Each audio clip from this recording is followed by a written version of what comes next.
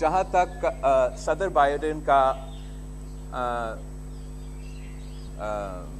Statement ہے یا کوئی انآفیشیل فنکشن میں کوئی بیان کافی ممالک کے بارے میں دیا گیا اور ایک بیان پاکستان کے حوالے سے دیا گیا تھا.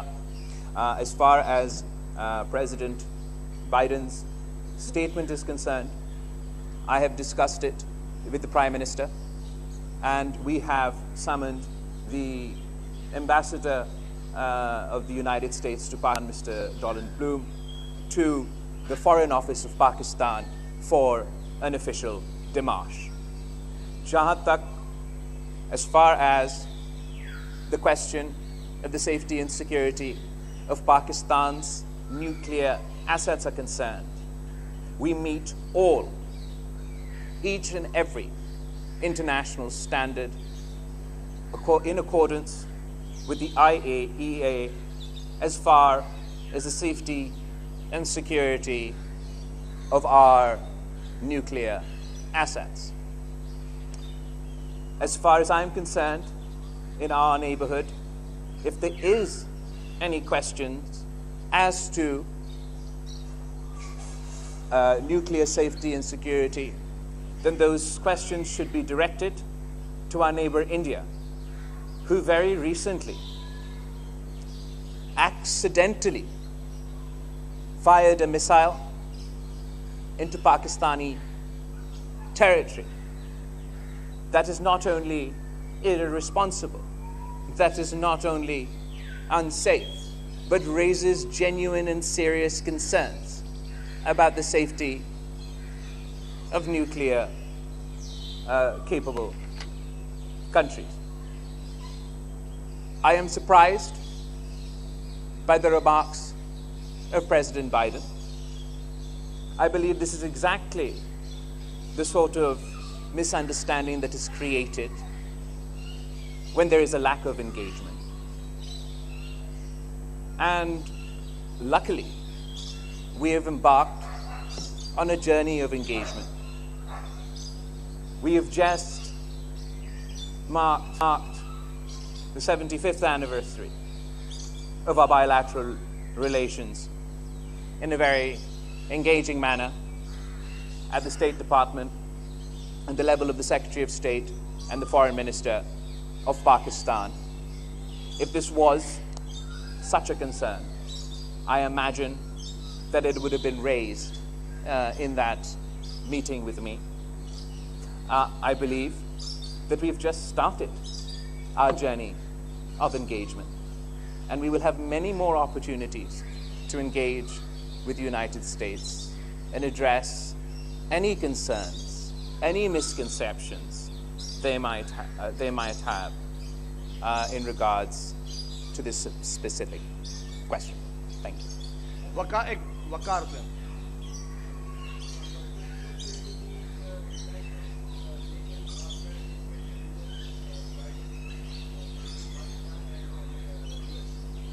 I think that, first of all, that we have called the Ambassador of the United States for a démarche at the Foreign Office, and we should allow them the opportunity to explain this position.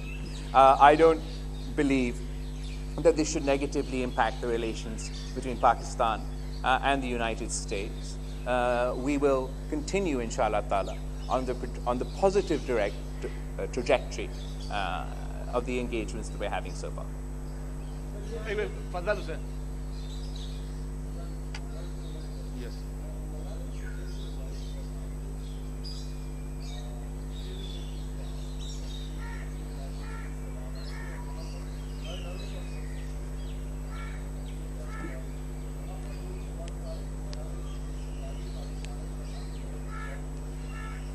پورا پاکستان ملالہ یوسفزائی کی ملک ہے اور اس کی اپنی مرضی ہے جہاں وہ وزٹ کرنا چاہیں اور جس انداز سے اور جس on which visit, which area she would like to visit. I believe she has visited all other parts of Pakistan before perhaps, but this is her first visit to the province of Sindh.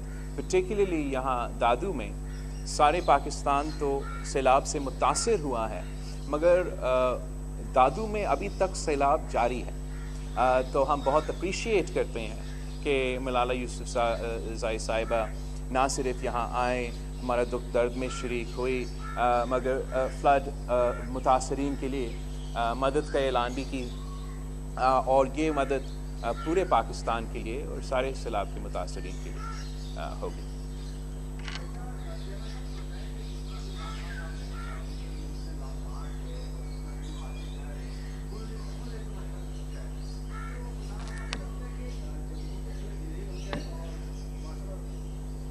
جہاں تک عمران کی بات ہے، I think it's pretty clear, وہ پورا پاکستان کو ہماری ذمہ داری ہے کہ ہم یہ سمجھائیں کہ عمران خان آپ سے جھوٹ بول رہا ہے۔ عمران خان پہلے بھی جھوٹ بول رہا تھا اور عمران خان آج بھی جھوٹ بول رہا ہے۔ یہ وہی عمران خان ہے جو 1 کروڑ نوکری دینے کا دعویٰ کرتا تھا، مگر حکومت میں آ کے عوام سے روزگار چھینا تھا۔ یہ وہی عمران خان ہے جو لاکھوں گھر بنانے کی بات کرتا تھا، مگر حکومت میں آ کے لوگوں کے سر سے چھت چھینا تھا۔ یہ وہی عمران خان ہے جو پاکستان کی تاریخ میں پہلی بار جمہوری طریقے سے عدم اعتماد کے تھرو اپنا حکومت کو کھویا، اور اس کو بھی ایک جھوٹے بیانیے کے مطابق گلی گلی جا کے پھیلا رہا تھا۔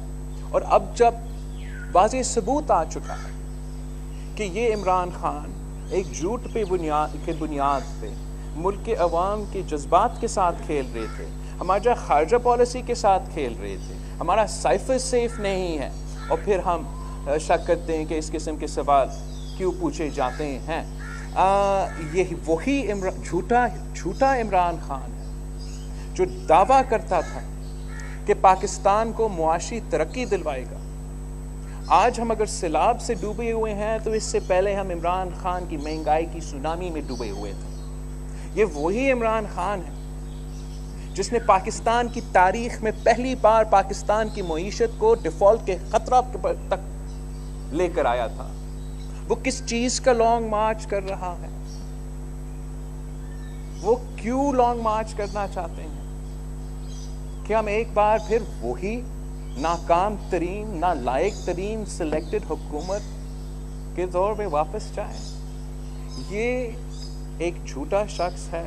پاکستان کے عوام نے 4 سال یہ تبدیلی کا نعرہ بکتا، سمجھ میں آ گیا کہ یہ تبدیلی نہیں، یہ تباہی ہے۔ اور انشاءاللہ تعالی جو 16 اکتوبر پہ بائی الیکشنز ہے، جو 16 اکتوبر کے بائی الیکشنز ہیں، ہم اس شخص کو ہروائیں گے۔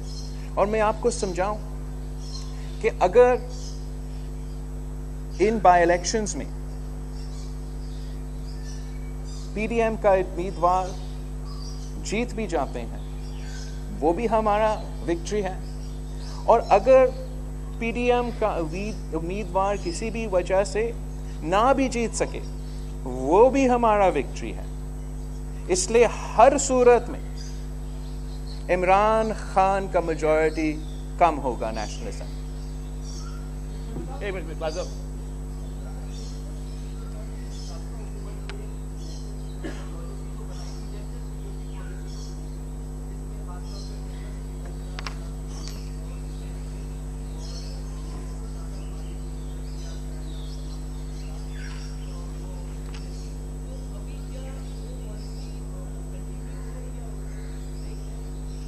فرسٹ آف آل میں جو آپ کہہ رہے ہو کہ ان کا یہ پالیسی تھا کہ ایک طرف نہ دیکھے دوسری طرف دیکھے، اکانومی کی طرف دیکھے، میرا نہیں خیال یہ کوئی ایسا کوئی تھوٹ آؤٹ پالیسی تھا۔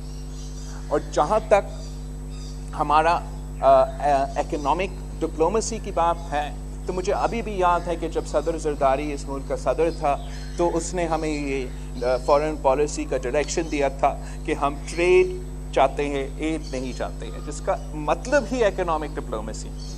اگر آپ اسی صدر زرداری کا دور کو دیکھتے ہو تو ہم نے بالکل امریکہ کے ساتھ انگیج کرتے تھے، بہت ہی انگیج کرتے تھے، مگر ساتھ ساتھ ہم نے اپنا چین کے ساتھ جو تعلقات ہیں اس کو بھی تاریخی سطح پہ پہنچائے تھے، اور جو ایک بہت ہی بڑے ڈیکیڈز لانگ گیپ کے بعد جو روس سے انگیج کیا گیا تھا وہ بھی اسی صدر زرداری نے کروایا تھا۔ میرا خیال یہ ہے کہ خان صاحب نے اس پالیسی کو آگے بڑھنے کی کوشش کی، خان صاحب نے کوشش کیا کہ وہ پالیسی اپنائیں، مگر وہ کوشش ناکام رہا، اور انفارچونیٹلی خان صاحب کی فارن پالیسی کے نتیجہ میں ہمارا جو نیبرہڈ ہے، ہمارا جو ہمسایہ ملک ہے، ہمارا جو عرب ممالک میں اتنے سارے دوستیاں ہیں اور تھے، اور ہمارا جو ویسٹ کے ساتھ